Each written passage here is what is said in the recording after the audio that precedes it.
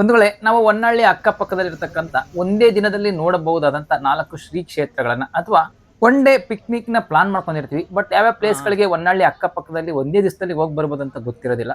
ಹಾಗಾಗ್ಬಿಟ್ಟು ಇವು 4 ಕ್ಷೇತ್ರಗಳನ್ನು ನೀವು ದರ್ಶನ ಮಾಡಿದ್ರೆ ಒಂದೇ ದಿವಸದಲ್ಲಿ ಪುಣ್ಯನೂ ಬರುತ್ತೆ, ಹಾಗೆ ಒನ್ ಡೇ ಪಿಕ್ನಿಕ್ ತರನೂ ಇರುತ್ತೆ. ಬನ್ನಿ ಯಾವ 4 ಕ್ಷೇತ್ರಗಳು ಅಂತ ಹೇಳ್ಬಿಟ್ಟು ನೋಡ್ತಾ ಹೋಗೋಣ.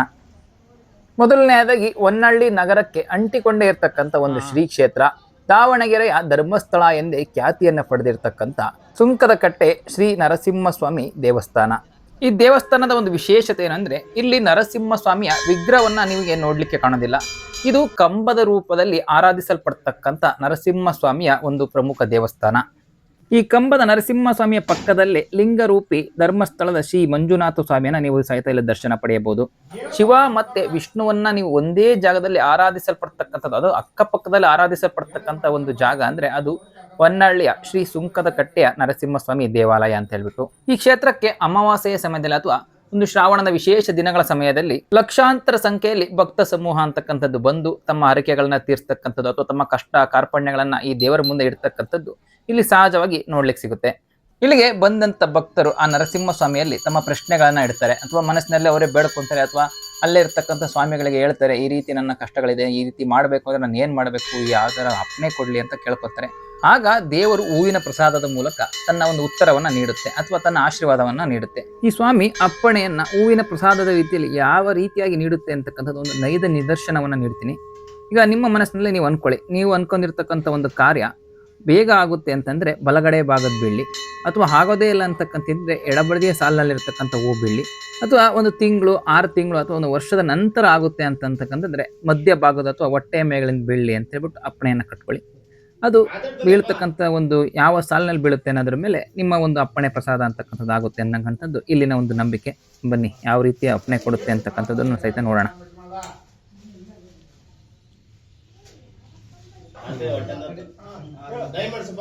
ಸುಮ್ಮನೆ ಹಾಗೆ ಗ್ರಾವಿಟೇಷನ್ ಫೋರ್ಸಿಗೆ ಬಿತ್ತು ಅಂತ ಅನ್ಕೊಂಡ್ಬೇಡಿ. ಯಾಕೆಂದರೆ ಆ ಹೂ ಬಿದ್ದಂಥ ಫೋರ್ಸ್ ನೋಡಿ ಕಿತ್ತು ಒಗ್ದಂಗಿತ್ತು, ಅಷ್ಟು ದೂರಕ್ಕೆ ಬಿದ್ದಿತ್ತು. ನೀವು ಒಂದು ಬಾರಿ ಅಲ್ಲ, ನೀವು ಆ ಅಷ್ಟು ಹೂಗಳಾಗಲಿ ವರ್ಷದ ಯಾವುದೇ ದಿನ ಆಗಲಿ ಅಪ್ಪಣೆಯನ್ನು ಹೀಗೆ ನೀಡುತ್ತೆ. ಅದು ತೆಗೆದು ತನ್ನ ಫಲಪುಷ್ಪದಿಂದ ನೀಡಿದ ರೀತಿಯೇ ಅದು ಅಪ್ಪಣೆಯನ್ನು ನೀಡುತ್ತೆ. ಈ ರೀತಿಯಾಗಿ ತನ್ನ ಭಕ್ತರ ಕಷ್ಟಗಳನ್ನು ಈಡೇರಿಸ್ತಿರ್ತಕ್ಕಂಥ ಈ ನರಸಿಂಹಸ್ವಾಮಿಯ ಮಹಿಮೆಯಿಂದಾಗಿ ಇಂದು ಈ ಸುಂಕದಕಟ್ಟೆ ನರಸಿಂಹಸ್ವಾಮಿ ದೇವಸ್ಥಾನ ಅಂತಕ್ಕಂಥದ್ದು ಕೇವಲ ಹೊನ್ನಾಳಿಯಲ್ಲಿ ಮಾತ್ರ ಅಲ್ಲ, ಸುತ್ತ 10 ಜಿಲ್ಲೆಗಳಲ್ಲಿ ಅಥವಾ ಕರ್ನಾಟಕದ ತನ್ನ ವ್ಯಾಪ್ತಿಯಲ್ಲಿ ನರಸಿಂಹಸ್ವಾಮಿಯ ಶ್ರೀ ಕ್ಷೇತ್ರವಾಗಿ ಕಂಗೊಳಿಸುತ್ತಿದೆ ಅಥವಾ ಪ್ರಖ್ಯಾತಿಗೊಳಿಸುತ್ತಿದೆ. ಈ ದೇವಸ್ಥಾನದ ಇನ್ನೊಂದು ವಿಶೇಷವೆಂದರೆ ಅದು ಇಲ್ಲಿನ ಈ ರಾಜಗೋಪುರ. ಸುಮಾರು 2 ಕೋಟಿ ವೆಚ್ಚದಲ್ಲಿ ನಿರ್ಮಾಣವಾಗಿರ್ತಕ್ಕಂಥ ಇಲ್ಲಿನ ಈ ರಾಜಗೋಪುರ ಯಾವ ಒಂದು ತಮಿಳುನಾಡಿನ ರಾಜಗೋಪುರಗಳಿಗೂ ಅಥವಾ ಹಾಗೆ ಕರ್ನಾಟಕದಲ್ಲಿ ಎಲ್ಲೂ ಕಾಣಸಿಗದಂಥ ವಿಶೇಷ ಕಲಾಕೃತಿಗಳುಳ್ಳ ಬಣ್ಣ ಬಣ್ಣದ ಆಕೃತಿಯ ಕಲಾ ರಚನೆಗಳುಳ್ಳಂಥ ಒಂದು ವಿಶಿಷ್ಟವಾದಂಥ ರಾಜಗೋಪುರವನ್ನು ನೀವು ಈ ದೇವಸ್ಥಾನದ ಆವರಣದಲ್ಲಿ ನೋಡಬಹುದು. ಹೊನ್ನಾಳಿಯಲ್ಲಿರ್ತಕ್ಕಂಥ ಈ ಶ್ರೀ ಸುಂಕದಕಟ್ಟೆ ನರಸಿಂಹಸ್ವಾಮಿಯ ದರ್ಶನವನ್ನು ಪಡೆದು ನೀವು ಶಿಕಾರಿಪುರ ಮಾರ್ಗವಾಗಿ ಒಂದು 7-8 ಕಿಲೋಮೀಟರ್ ಮುಂದೆ ಬಂದರೆ ನಿಮಗೆ ಸೊರಟೂರು ಎಂಬ ಒಂದು ಎಡಬದಿಗೆ ಒಂದು ಗ್ರಾಮ ಸಿಗುತ್ತೆ. ಆ ಗ್ರಾಮದಲ್ಲಿ ನೀವು ಮತ್ತೊಂದು 4-5 ಕಿಲೋಮೀಟರ್ ಏನಾದರೂ ಒಳಗಡೆ ಬಂದರೆ ನಿಮಗೆ ಮತ್ತೊಂದು ಹೊನ್ನಾಳಿಯ ಸಮೀಪದಲ್ಲೇ ಇರ್ತಕ್ಕಂಥ ಮತ್ತೊಂದು ಶ್ರೀ ಕ್ಷೇತ್ರದ ಒಂದು ದರ್ಶನ ಸಿಗುತ್ತೆ. ಅದೇ 109 ಲಿಂಗಗಳನ್ನು ಒಂದೇ ಜಾಗದಲ್ಲಿ ಪೂಜಿಸಲ್ಪಡ್ತಕ್ಕಂಥ ಶ್ರೀ ಕರಡಿಕಲ್ ಗವಿಸಿದ್ದೇಶ್ವರ ಪುಣ್ಯಕ್ಷೇತ್ರ ತುಗ್ಗಲಹಳ್ಳಿ. ಒಂದು ವೇಳೆ ಇವತ್ತು ನಾವು ನೋಡ್ತಾ ಇರತಕ್ಕಂಥ ಈ ದೇವಸ್ಥಾನದ ವಿಶೇಷ ಏನು ಗೊತ್ತಾ? ನೀವು ಈ ದೇವಸ್ಥಾನದಲ್ಲಿ 11,665 ಲಿಂಗಗಳನ್ನು ಒಂದೇ ಬಾರಿ ಒಂದೇ ಸ್ಥಳದಲ್ಲಿ ದರ್ಶನವನ್ನು ಪಡೆಯಬಹುದು. ಆ ರೀತಿ ಒಂದು ವಿಸ್ಮಯವಾದಂಥ ತಾಣ ಯಾವುದು ಅಂತ ಅಂದ್ರೆ ಶ್ರೀ ಕರಡಿಕಲ್ ಗವಿಸಿದ್ದೇಶ್ವರ ಸ್ವಾಮಿ ದೇವಸ್ಥಾನ ತುಗ್ಗಲಹಳ್ಳಿ. ಹೊನ್ನಾಳಿಯಿಂದ ಕೇವಲ 7-8 ಕಿಲೋಮೀಟರ್ ದೂರದಲ್ಲಿ ಬರ್ತಕ್ಕಂಥ ಈ ಒಂದು ಸುಂದರವಾದಂಥ ದೇವಸ್ಥಾನ ನಮ್ಮ ಸುತ್ತಮುತ್ತಲೂ ಇರತಕ್ಕಂಥ ಒಂದು ವಿಶೇಷವಾದಂಥ ದೇವಸ್ಥಾನಗಳಲ್ಲಿ ಒಂದು. ದೇವಸ್ಥಾನದಲ್ಲಿ ಮೊದಲು ನೀವು ವಿಘ್ನ ವಿನಾಶಕ ಗಣಪತಿಯನ್ನ ನೋಡ್ತೀರಾ. ನಂತರ ಇಲ್ಲಿ ಕಾಣಸಿಗ್ತಕ್ಕಂಥ ಈ ಪ್ರತಿಮೆ ಈ ದೇವಸ್ಥಾನದ ಜೀರ್ಣಾಭಿವೃದ್ಧಿಗೆ ಅಥವಾ ಇಂದಿನ ಒಂದು ಈ ಸುವ್ಯವಸ್ಥೆಗೆ ಕಾರಣವಾಗಿರ್ತಕ್ಕಂಥ ಒಂದು ಮೂಲ ಪುರುಷ ಅಥವಾ ಕಾರಣಿ ಪುರುಷರ ಒಂದು ಪ್ರತಿಮೆಯನ್ನು ಇಲ್ಲಿ ಸ್ಥಾಪಿಸಲಾಗಿದೆ. ಇಲ್ಲಿ ಒಟ್ಟು ನೀವು 11,665 ಲಿಂಗಗಳ ದರ್ಶನ ಪಡೆಯಬಹುದು. ಅದು ಹೇಗೆ ಅಂತ ಹೇಳ್ಬಿಟ್ಟು ಬನ್ನಿ ತೋರಿಸ್ತೀನಿ. ಇವರೇ ಇಲ್ಲಿ ಈಗ ಪ್ರತಿಮೆಯನ್ನು ನೋಡಿದ್ವಲ್ಲ, ಆ ವ್ಯಕ್ತಿ ಇಲ್ಲಿ ಸುಮಾರು 108 ಲಿಂಗಗಳ ಒಂದು ಸ್ಥಾಪನೆಯನ್ನ ಮಾಡ್ತಾರೆ. ಅಂದ್ರೆ ಓಂಕಾರಗಳ 108 ಆಯಾಮಗಳಿದಾವಲ್ಲ, ಆ ಆಯಾಮಗಳ ಪ್ರತಿ ಒಂದು ಓಂಕಾರದ ಹೆಸರುಗಳಲ್ಲಿ 108 ಲಿಂಗಗಳನ್ನ ಇಲ್ಲಿ ಸ್ಥಾಪಿಸಲಾಗುತ್ತೆ. ಸುತ್ತಲೂ ಹಚ್ಚ ಹಸಿರಿನ ತೋಟದ ನಡುವೆ ಒಂದು ಏಕಶಿಲಾ ಬಂಡೆಯ ಮೇಲೆ ನಿರ್ಮಿಸಿರ್ತಕ್ಕಂಥ ಈ ಅದ್ಭುತವಾದಂಥ ದೇವಸ್ಥಾನ, ಇಲ್ಲಿ 108 ಶಿವನ ಲಿಂಗಗಳನ್ನ ಪ್ರತಿಷ್ಠಾಪಿಸಲಾಗಿದೆ. ಆ 108 ಲಿಂಗಗಳ ಒಂದು ಮತ್ತೆ ಲಿಂಗಾಕೃತಿಯ ಮೇಲೆ ಮತ್ತೆ 108 ಲಿಂಗಗಳನ್ನ ಕೆತ್ತಲಾಗಿದೆ. ಒಟ್ಟಾರೆ 11,664 ಲಿಂಗಗಳನ್ನ ಈ ಒಂದೇ ಶಿಲೆಯಲ್ಲಿ ನೋಡಬಹುದು, ಒಂದೇ ಸ್ಥಳದಲ್ಲಿ ನೋಡಬಹುದು. ನಂತರ ಮತ್ತೊಂದು ಕೆಳಗೊಂದು ಲಿಂಗ ಇದೆ. ಒಟ್ಟು 11,665 ಲಿಂಗಗಳನ್ನ ನೀವು ಈ ಕ್ಷೇತ್ರದಲ್ಲಿ ದರ್ಶನ ಪಡೆಯಬಹುದು. ನೀವು ಈ ಕ್ಷೇತ್ರಕ್ಕೆ ಬಂದು ಇಲ್ಲಿರ್ತಕ್ಕಂಥ 108 ಲಿಂಗಗಳ ಒಂದು ನಾಮವನ್ನು ಮನಸ್ಸಿನಲ್ಲೇ ಸ್ಮರಣೆ ಮಾಡ್ತಾ ಹೋದ್ರೆ ನಿಮಗೆ ಒಂದು ವರ್ಷದ ಪುಣ್ಯ ಫಲದ ಪ್ರಾಪ್ತಿಯಾಗುತ್ತೆ ಅಂತಕ್ಕಂಥದ್ದು ಇಲ್ಲಿನ ನಂಬಿಕೆ. ಇಲ್ಲಿ ಪ್ರತಿನಿತ್ಯವೂ ಈ 108 ಶಿವಲಿಂಗಗಳಿಗೂ ಒಂದು ಆರಾಧನೆ ಅಂತಕ್ಕಂಥದ್ದು ನಡೆಯುತ್ತೆ.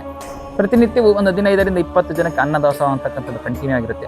ಅದರಲ್ಲೂ ಸೋಮವಾರ, ಅಮಾವಾಸ್ಯೆ ಅಥವಾ ಶಿವರಾತ್ರಿ, ವಿಶೇಷವಾಗಿ ಶಿವನ ಆರಾಧನೆಯ ದಿನಗಳಲ್ಲಂತೂ 1,000ಕ್ಕಿಂತ ಹೆಚ್ಚು ಜನಕ್ಕೆ ಇಲ್ಲಿ ಪ್ರಸಾದ ವ್ಯವಸ್ಥೆಯನ್ನು ನೀಡಲಾಗುತ್ತೆ. ಮತ್ತೆ ಇಲ್ಲಿನ ಒಂದು ಮೂಲ ಆರಾಧನಾ ವಿಗ್ರಹ ಅಥವಾ ಒಂದು ಮೂಲ ಆರಾಧನಾ ದೈವ ಅಂದ್ರೆ ಅದು ಗವಿಸಿದ್ದೇಶ್ವರ ಸ್ವಾಮಿ ದೇವಸ್ಥಾನ. ಅಂದ್ರೆ ಇಲ್ಲಿ ಕಾಣ್ತಾ ಇರ್ತಕ್ಕಂಥ ಈ ಪುಟ್ಟ ವಿಗ್ರಹಕ್ಕೆ ಮೂಲವಾಗಿ ಆರಾಧನೆ ಅಂತಕ್ಕಂಥದ್ದು ನಡೆಯುತ್ತೆ ಈ ಸ್ಥಳದಲ್ಲಿ. ಬಟ್ ಅಲ್ಲಿನ ಅಲಂಕಾರ ಆಗಿಲ್ಲ, ಬಟ್ ನಾವು ಹೋಗಿದ್ವಿ ಅಂತ ಮಂಗಳಾರತಿ ಕೊಟ್ಟರು ಅಷ್ಟೇ. ಈ ಬೆಟ್ಟಕ್ಕೆ ಅಥವಾ ಈ ದೇವಸ್ಥಾನಕ್ಕೆ ಗವಿಸಿದ್ದೇಶ್ವರ ಅಂತ ಹೆಸರು ಬರಬೇಕು ಅಂದ್ರೆ ಒಂದು ಗವಿ ಇರಬೇಕು, ಅದು ಗುಹೆ ಇರಬೇಕಲ್ಲ. ಅದೇ ನೋಡಿ, ಈ ಗುಹೆನೇ ಆ ಗವಿಸಿದ್ದೇಶ್ವರ ಸ್ವಾಮಿಗಳು ತಪಸ್ ಮಾಡಿದಂಥ ಒಂದು ಮೂಲ ಸ್ಥಾನ. ಈಗಲೂ ಅಲ್ಲಿ ದೈವಿಕ ಸಾನ್ನಿಧ್ಯ ಇರತಕ್ಕಂಥ ಗುಹೆ ಇದೆ, ಬಟ್ ಅಲ್ಲಿಗೆ ಯಾರಿಗೂ ಪ್ರವೇಶವಿಲ್ಲ ಅಷ್ಟೇ. ಆಗ ಮನುಷ್ಯರ ಒಂದು ಸಂದಣಿ ಅಥವಾ ಒಂದು ಜನಸಂಖ್ಯೆ ಕಡಿಮೆ ಇದ್ದಾಗ ಸುತ್ತಲೂ ಹಚ್ಚ ಹಸಿರಿನ ಕಾಡು ಅಥವಾ ಒಂದು ಮೆಕ್ಕೆಜೋಳ ಇದ್ದಿದ್ರಿಂದ ಇಲ್ಲಿ ಕರಡಿಗಳು ಬಂದು ಈ ಬೆಟ್ಟದ ಮೇಲೆ ವಾಸ ಇದ್ದಿದ್ದರಿಂದ ಇದನ್ನ ಕರಡಿಕಲ್ ಬೆಟ್ಟ ಅಂತ ಸಹಿತ ಕರೀತಾರೆ. ನಮ್ಮ ಅಕ್ಕಪಕ್ಕದಲ್ಲಿ ಇರ್ತಕ್ಕಂಥ ಇಂಥ ಅದ್ಭುತ ದೇವಾಲಯಗಳಿಗೆ ನೀವು ಒಮ್ಮೆ ಭೇಟಿ ನೀಡಿ ಎನ್ನುವುದೇ ನನ್ನ ಆಶಯ. ಈ ರೀತಿಯಾಗಿ ಗುಡ್ಡದ ಮೇಲೆ ಇರ್ತಕ್ಕಂಥ ಕರಡಿಕಲ್ ಗವಿಸಿದ್ದೇಶ್ವರ ಸ್ವಾಮಿಯ ದರ್ಶನನ ಪಡೆದು ಅದೇ ಮಾರ್ಗವಾಗಿ ಮತ್ತೆ ಬೆಳಗುತ್ತಿಯ ಕಡೆ ನೀವು ಮತ್ತೆ 7-8 ಕಿಲೋಮೀಟರ್ ಕ್ರಮಿಸಿದರೆ ಆಗ ಸಿಗ್ತಕ್ಕಂಥದ್ದೇ ಭಾರತದ ದಕ್ಷಿಣದ ಕಾಶಿ ಎಂದು ಖ್ಯಾತಿಯನ್ನು ಪಡೆದಿರ್ತಕ್ಕಂಥ ತೀರ್ಥರಾಮೇಶ್ವರ ಸ್ವಾಮಿ ದೇವಸ್ಥಾನ. ಈ ದೇವಸ್ಥಾನದ ಒಂದು ಪ್ರಮುಖ ಆಕರ್ಷಣೆ ಅಂದ್ರೆ ಅದು ಇಲ್ಲಿನ ಈ ಗಂಗಾ ತೀರ್ಥ ಅಂತಕ್ಕಂಥದ್ದು. ಕಾಡು ಮೇಡುಗಳಲ್ಲಿ ಅಥವಾ ಗುಡ್ಡಗಾಡುಗಳಲ್ಲಿ ಹರಿದು ಬರ್ತಕ್ಕಂಥ ಈ ತೀರ್ಥದ ಸೇವನೆ ಮಾಡೋದ್ರಿಂದ ನಮ್ಮ ಆಂತರಿಕವಾಗಿರ್ತಕ್ಕಂಥ ಯಾವುದೇ ರೋಗಗಳಾಗಿರ್ಬೋದು ಅಥವಾ ನಮ್ಮ ಚರ್ಮಕ್ಕೆ ಸಂಬಂಧಪಟ್ಟ ಯಾವುದೇ ರೋಗಗಳಾದರೂ ಇಲ್ಲಿ ನಿವಾರಣೆ ಆಗುತ್ತೆ ಈ ತೀರ್ಥ ಸೇವನೆಯಿಂದ ಇರ್ತಕ್ಕಂಥದ್ದು ಇಲ್ಲಿನ ಒಂದು ನಂಬಿಕೆ. ಇನ್ನು ಕೆಲವರು ಇದು ಕಾಶಿಯಿಂದ ಬರುತ್ತೆ, ಒಂದು ಸುರಂಗದ ಮೂಲಕ ಅಂತ ಹೇಳ್ಬಿಟ್ಟು ಇದನ್ನು ಕಾಶಿ ತೀರ್ಥ ಅಂತಲೂ ಸಹಿತ ಇದನ್ನು ಕರೀತಾರೆ. ನೀವು ಈ ತೀರ್ಥದ ದೈವಿಕ ಸಾತ್ವಿಕತೆಯನ್ನ ನಂಬಲಿದ್ರೂ ಪರವಾಗಿಲ್ಲ, ಆದರೆ ಈ ನೀರಿನ ಒಂದು ರುಚಿಯನ್ನ ಎಂಥ ಮೂಢನಿಗೆ ಕೊಟ್ಟರೂ ಸಹಿತ ಇದು ಅಮೃತದ ರುಚಿ ಇದೆ ಅಂತ ಹೇಳ್ತಕ್ಕಂಥದ್ದು ಮಾತ್ರ ಸುಳ್ಳಲ್ಲ. ಈ ದೇವಸ್ಥಾನದ ಒಂದು ಮೂಲ ದೇವರು ಅಥವಾ ಒಂದು ಪ್ರಮುಖವಾದ ದೇವರು ಅಂದ್ರೆ ಅದು ತೀರ್ಥರಾಮೇಶ್ವರ. ಒಂದು ಶಿವನ ಲಿಂಗುವಿನ ರೂಪದಲ್ಲಿ ಆರಾಧಿಸಲ್ಪಡ್ತಕ್ಕಂಥ ಇಲ್ಲಿನ ಈ ತೀರ್ಥರಾಮೇಶ್ವರ ಸ್ವಾಮಿ ದೇವಸ್ಥಾನವೇ ಇಲ್ಲಿನ ಒಂದು ಪ್ರಮುಖ ಆಕರ್ಷಣೆ. ಈ ದೇವಸ್ಥಾನದ ಮತ್ತೊಂದು ಪ್ರಮುಖ ಆಕರ್ಷಣೆ ಅಂದರೆ ಅದು 4 ತಲೆಯ ಚತುರ್ಮುಖ ಬ್ರಹ್ಮನ ಒಂದು ವಿಗ್ರಹ ಅಂತಕ್ಕಂಥದ್ದು.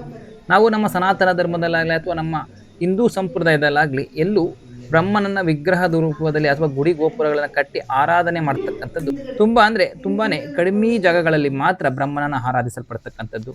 ಆ ರೀತಿಯ ಒಂದು ಬ್ರಹ್ಮನನ್ನ ಆರಾಧಿಸಲ್ಪಡ್ತಕ್ಕಂಥ ಒಂದು ವಿಶೇಷವಾದಂಥ ದೇವಸ್ಥಾನ ಅದು ನಮ್ಮ ಹೊನ್ನಳ್ಳಿಯ ಪಕ್ಕದಲ್ಲೇ ಇರ್ತಕ್ಕಂಥ ತೀರ್ಥರಾಮೇಶ್ವರ ಸ್ವಾಮಿ ದೇವಸ್ಥಾನ ಅಂತಕ್ಕಂಥದ್ದು.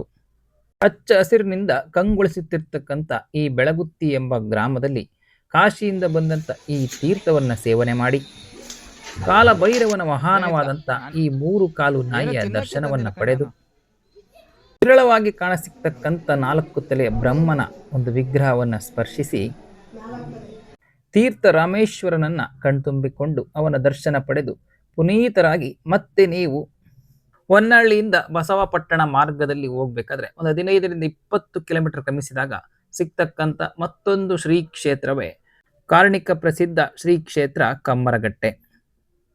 ನಾವಿವತ್ತು ನೋಡ್ತಾ ಇರ್ತಕ್ಕಂಥ ಜಾಗ ದಾವಣಗೆರೆ ಜಿಲ್ಲೆ ಹೊನ್ನಾಳಿ ತಾಲೂಕಿನಲ್ಲಿ ಬರ್ತಕ್ಕಂಥ ಪುರಾಣ ಪ್ರಸಿದ್ಧ ಕಮ್ಮರಗಟ್ಟೆ ಶ್ರೀ ಆಂಜನೇಯ ಸ್ವಾಮಿ ದೇವಸ್ಥಾನವನ್ನ ನಮ್ಮ ಶಿವಮೊಗ್ಗ ಮತ್ತು ಹೊನ್ನಳ್ಳಿ ಭಾಗದಲ್ಲಿ ಹೆಚ್ಚು ಸುಪ್ರಸಿದ್ಧಿಯನ್ನು ಪಡೆದಿರ್ತಕ್ಕಂಥ ಕಾರ್ಣಿಕ ನಡೀತಕ್ಕಂಥ ಜಾಗ ಈ ಕಮ್ಮರಗಟ್ಟೆ. ಹೇಗೆ ಮೈಸೂರು ಅಂದ ಕೂಡಲೇ ಸಿಲ್ಕು, ಧಾರವಾಡ ಅಂದ ಕೂಡಲೇ ಪೇಡ, ದಾವಣಗೆರೆ ಅಂದ ಕೂಡಲೇ ಬೆಣ್ಣೆ ದೋಸೆ ಪ್ರಾಸವಾಗಿ ಬರುತ್ತೋ ಹಾಗೆ ಈ ಕಮ್ಮರಗಟ್ಟೆ ಅಂದು ಕೂಡಲೇ ಪ್ರಾಸವಾಗಿ ಬರತಕ್ಕಂಥದ್ದೇ ಕಮ್ಮರಗಟ್ಟೆಯ ಕಾರ್ಣಿಕ. ಈ ಗ್ರಾಮದಲ್ಲಿ ನಡೀತಕ್ಕಂಥ ಕಾರ್ಣಿಕ ನಮ್ಮ ಸುತ್ತಮುತ್ತಲ ಜಿಲ್ಲೆಗಳಲ್ಲೇ ಹೆಸರಾಂತ ಕಾರ್ಣಿಕ. ಇದು ಈ ಸ್ಥಳದ ದೈವಿಕ ಹಿನ್ನೆಲೆ ಆದರೆ ಈ ಸ್ಥಳದ ಒಂದು ಪೌರಾಣಿಕ ಹಿನ್ನೆಲೆ ಕೂಡ ಇದೆ. ಅದೇನು ಅಂದ್ರೆ ಒಮ್ಮೆ ರಾಮ ಲಕ್ಷ್ಮಣರು ಈ ಊರಿನ ನದಿಯ ತೀರದಲ್ಲಿ ವಿಶ್ರಮಿಸುತ್ತಿರಬೇಕಾದ್ರೆ ಆಂಜನೇಯ ಸ್ವಾಮಿಯು ಹುಣಸೆ ಹಣ್ಣನ್ನು ತರುವ ಬರದಲ್ಲಿ ಇಡೀ ಮರವನ್ನೇ ಕಿತ್ತು ತಂದು ಬಿಡ್ತಾರೆ. ಆಗ ರಾಮ ಆಂಜನೇಯನಿಗೆ ಆ ಹುಣಸೆ ಮರವು ಇದ್ದ ಜಾಗಕ್ಕೆ ಹಾಕಿಬಿಡು ಎಂದಾಗ ಆ ಹೊಳೆಯಿಂದ ಆ ಮರವನ್ನು ಎಸೆಯುತ್ತಾರೆ. ಅಲ್ಲಿಂದ ಎಸೆದಂತ ಮರವು ಇಲ್ಲಿಗೆ ಬಂದು ಬುಡಮೇಲಾಗಿ ಬೀಳುತ್ತೆ. ಬುಡಮೇಲಾಗಿ ಬಿದ್ದರೂ ಆ ಬೇರುಗಳೇ ಚಿಗಿರಿ ಇಂದು ಮರವಾಗಿ ನಿಂತಿದೆ ಎನ್ನುವುದು ಈ ಸ್ಥಳದ ಪೌರಾಣಿಕ ಹಿನ್ನೆಲೆ. ಅಂದಿನಿಂದ ಇಲ್ಲಿ ಶ್ರೀ ಆಂಜನೇಯ ಸ್ವಾಮಿಯ ದೇವಸ್ಥಾನವನ್ನು ಕಟ್ಟಿ ಆರಾಧಿಸಲಾಗುತ್ತಿದೆ. ಇದು ನಮ್ಮ ನೆರೆಯೂರು ಕಮ್ಮರಗಟ್ಟೆಯ ಪೌರಾಣಿಕ ಹಿನ್ನೆಲೆ. ಮತ್ತೊಂದು ಗ್ರಾಮದ ಪೌರಾಣಿಕ ಹಿನ್ನೆಲೆಯೊಂದಿಗೆ ಮುಂದಿನ ವಿಡಿಯೋದಲ್ಲಿ ಮತ್ತೆ ಸಿಗೋಣ ಬಂಧುಗಳೇ. ಧನ್ಯವಾದಗಳು.